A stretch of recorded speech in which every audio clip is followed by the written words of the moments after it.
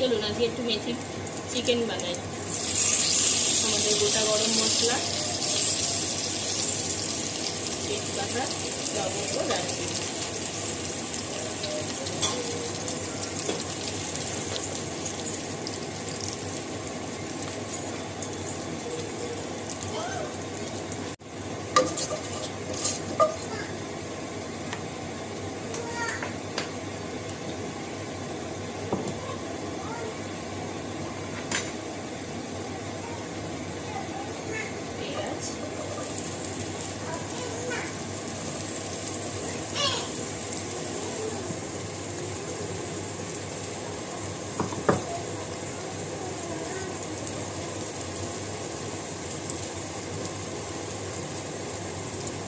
Tomato,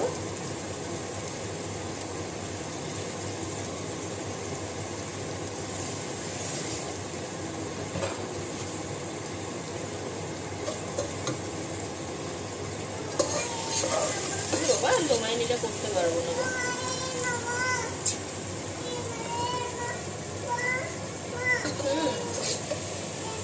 দেখুন এইভাবে কি করা যায়, আমাকে নিত্যদিনে এইভাবেই করতে হয়, কখনো কোলে নিয়ে কখনো এই করে।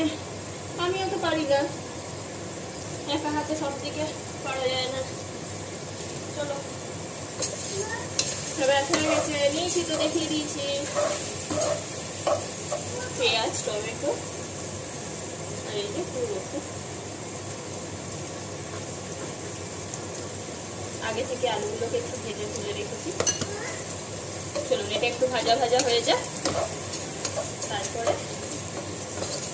বাকি মশলাগুলো দেবো।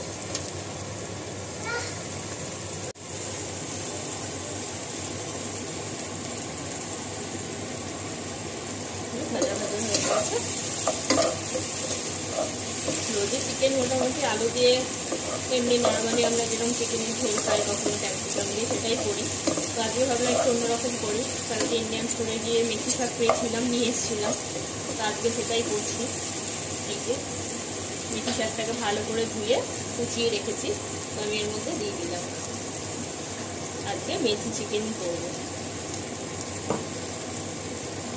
অন্যরকম ঘুরিয়ে খেতে খুব ভালোই লাগে মাঝে মাঝে। আর আমি ছোটোখাটো এক্সপেরিমেন্ট করতে থাকি, কর্তা বাসায় খেয়ে খারাপ বলে না, ভালোই বলে। তো আজকে ভাবলাম এটা করি। তো এটা তো সেদ্ধ হয়েই যাবে। আমি আগে থেকে